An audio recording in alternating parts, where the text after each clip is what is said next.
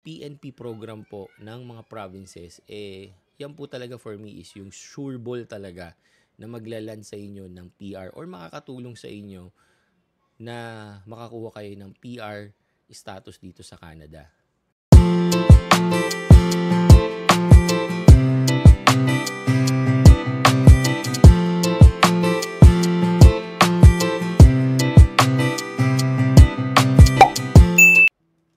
Yon. Hello guys, good morning, good afternoon, good evening sa inyo guys kung nasan man kayo. So, 'di ba? So, nakakapag na tayo ngayon. Daily vlog na tayo, 'di ba? Pero hindi po kasi ano lang po ngayon, since long weekend, so medyo marami tayong time, no. Pero next week, after Monday, meron na naman tayong pasok, meron na naman tayong trabaho. So probably magiging busy na naman tayo. Pero ngayon, since meron tayong oras, gawa tayo ng vlog na for sharing na rin sa inyo. Alright, guys? So, tsaka kasi meron din akong mga nababasa na message about this one. So meron mga nagtatanong din sa akin about this topic. So ngayon, gawa natin ng vlog. Okay? So for today guys, ang topic natin is about PNP, right? The Provincial Nominee Program. Kung para saan ba 'yon, para kanino ba, at paano makakatulong 'yon sa mga immigrants na katulad ko, 'di ba? Para makapagland kayo ng PR dito sa Canada. Okay?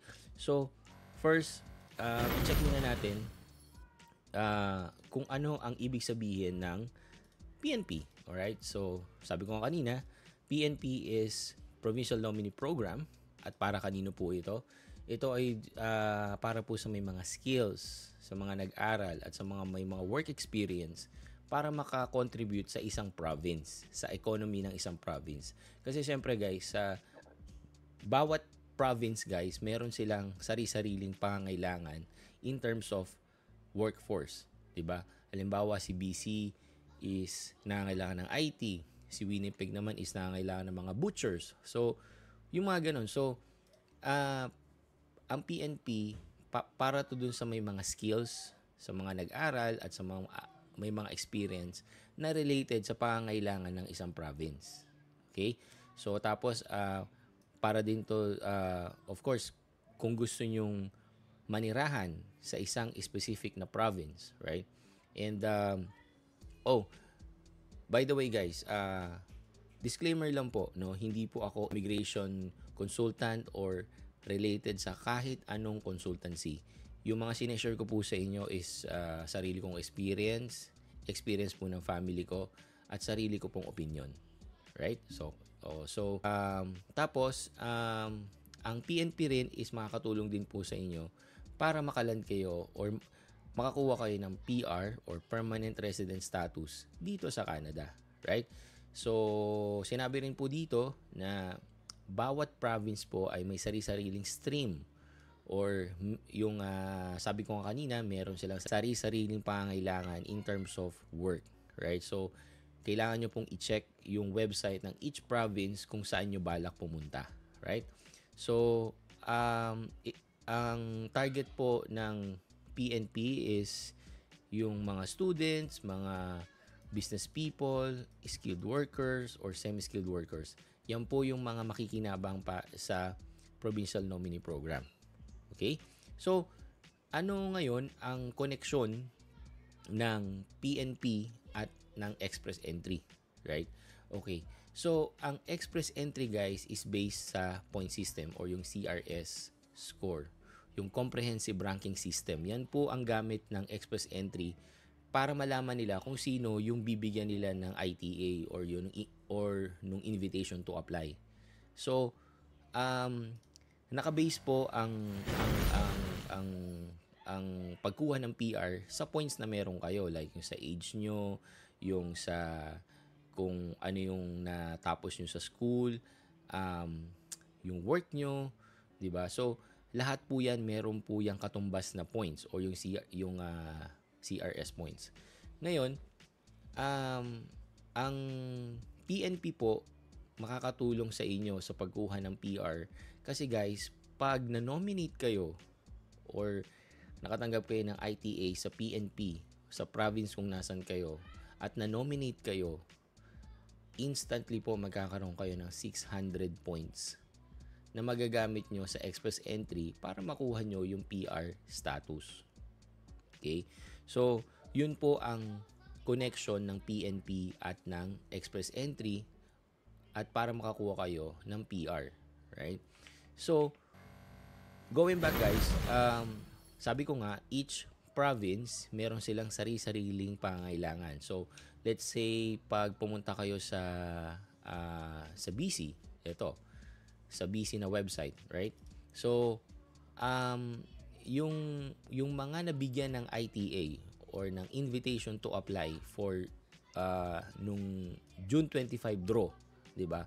Ito yung mga tinarget nila na occupation based dun sa pangangailangan ng province. So, yung childcare, yung nasa construction, yung nasa healthcare, yung mga nasa vet, 'di ba? Tapos guys, ito yung minimum na score na required. So, inside PNP guys, meron din silang sariling ranking system or yung point system, 'di ba? So, let's say pag nag-register kayo guys, so hihingan kayo ng mga information like yung kung ano yung natapos nyo sa school, ano yung mga work experience nyo, ano yung magkano ang sweldo nyo, 'di ba? So, and based on that data, bibigyan kayo ng score, right? So, let's say nasa ano kayo, childcare, 'di ba? Tapos ang naging points nyo is 100. Okay? Ngayon, ang minimum required na score para sa childcare sector is 97 lang. So, since may 100 points kayo, possible kayong mabigyan ng ITA or ng invitation to apply. Okay? So meron din yan sa tech, guys. Dito ako nakapasok sa tech program. So, ngayon, guys, medyo mataas, 122. Actually, nung time ko, last year, 150 pa yan or 140, no? Kaya nga, guys, sabi ko dun sa Pasko na vlogs, nung nag-register ako dito guys, nung nag-input ako ng mga data ko or ng information ko guys, ang lumabas lang na score ko guys, 86 lang. At ang required na score noon, mga nasa 140 to 150. Diba? Pero, nag-register pa rin ako and then after a few weeks or a month, bumaba ng sobra yung score guys. So, from 140 to 150, bumaba siya to 85 points guys. So since ang score ko is 86, nabigyan ako ng ITA gamit yung PNP Tech Program. 'Di ba? So each province guys nag-iiba yan. Nag-iiba siya ng requirement. So hindi lahat ng province pare-pareho ng requirement or nung mga target na work, 'di ba? Kasi kung titingnan niyo dito sa Alberta, right? So dito nag-target sila sa healthcare, meron din silang tech pathways, 'di ba? So kailangan yung i-check guys, each province kung nasan kayo. Tapos kung titingnan niyo rin dito sa Ontario, ayan, so meron sila dun sa French speaking. Kaya pala meron akong mga nakita mga vlogs din na kumukuha talaga sila ng French exam or French training para pala dito. Kasi alam ko basta marunong ka mag-French, meron kang possibility na makapasok sa PNP ng Ontario. Again, hindi ko po alam kasi hindi ko naman siya talagang tinignan. Kumbaga based lang sa title, no. Tapos meron din sila sa early childhood, 'di ba? So kung makikita nyo guys, nagpapalit-palit po depende sa requirements ng province. 'Di ba? So, kaya ako din po guys sinabi kung bakit napaka-importante na kailangan mong pag-aralan kung saang province ka papasok. 'Di ba? Depende sa skill set na meron ka, kailangan kinda mag-match together yung work experience mo or yung mga natapos mo sa school, 'di ba? At least mag-match dun sa mga requirements ng province para din magkaroon ka ng high chance na makapasok sa PNP program ng province kung nasan ka. Kasi guys, sa mga changes ngayon, like no, sa student pathway, sa PGWP, kaya po hindi ko na rin ina-advise na gamitin yung pathway na yun. But again, case to case po kasi talaga yan eh. Kung para sa inyo, tingin nyo okay pa rin ang pag-i-student, di ba? At for you guys, okay lang sa inyo yung mga changes na nangyari at yung mga changes na mangyayari, well, nasa sa inyo pa rin po, di ba? Kasi ano pa rin naman eh. Tingin ko meron pa rin chance pag nag-student pathway, kailangan mo lang talaga ng malaking adjustment, di ba? So, kaya po for me, ang PNP program po ng mga provinces, yan po talaga for me is yung sure ball talaga na maglaland sa inyo ng PR or makakatulong sa inyo na makakuha kayo ng PR status dito sa Canada. Right? So, kapag guys, halimbawa na figure out nyo na kung saang province kayo pasok, 'di ba? Ang next nyo na kailangang makuha or ang isa sa number 1 requirements ng mga PNP program, ito dito sila madalas nagkakapareho guys. Yung mga PNP program ng mga province, lagi silang nagre-require na meron kang kontrata, work contract or full-time contract with the company kung saan ka nagtatrabaho. Kaya guys, kaya ako din nasabi na kung bakit importante na pumili rin kayo ng trabaho na papasukin nyo. Pero again po, case to case again. Kasi halimbawa kung PR na kayo, 'di ba? So gusto niyo lang magkapera, 'di ba? So pwede na kayong kumuha ng kahit anong trabaho kasi nga ang objective niyo lang naman is magkapera lang, 'di ba? Pero guys, halimbawa pumasok kayo dito as work permit, 'di ba? At gusto nyong ma-PR. So ibang case na po 'yun kasi syempre kailangan mong aralin kung ano yung papasukin mong trabaho na dapat yung papasukin mo rin na work is makakatulong sa'yo na makapag-land ng PR or makapasok sa PNP program para din magamit mo sa express entry. Di ba po? Kaya po, sinabi ko na huwag kayong papasok basta-basta ng kahit anong trabaho. Kasi po, sayang din yung oras guys.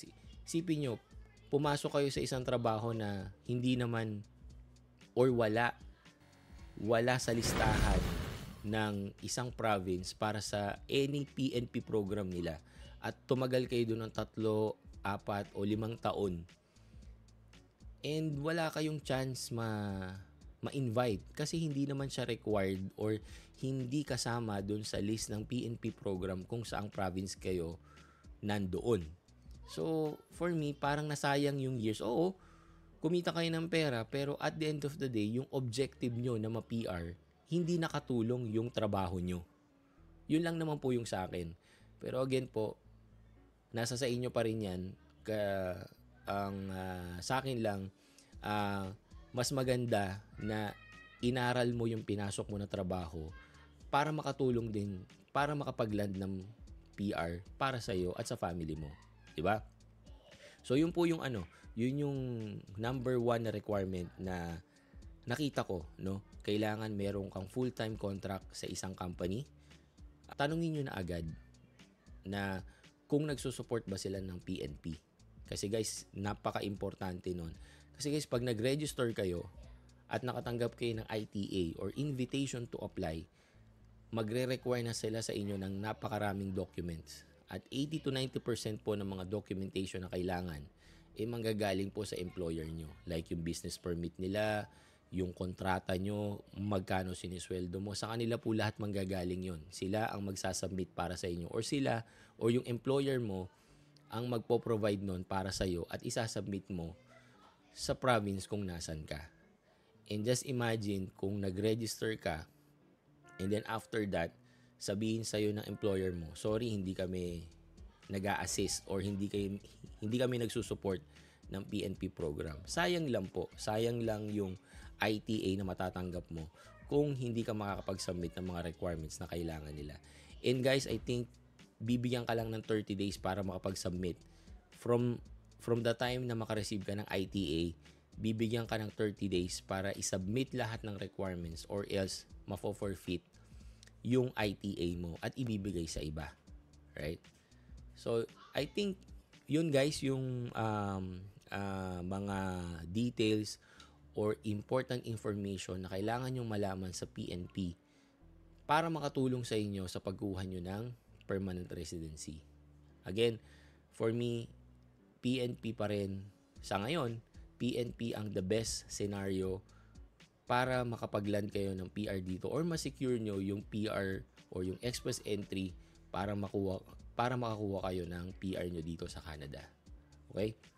So kung meron kayong mga questions guys, i-comment nyo lang or i-message nyo ako dun sa Facebook page ko and sasagutin ko po yan based dun sa alam ko at na-experience ko at sa mga na-research ko.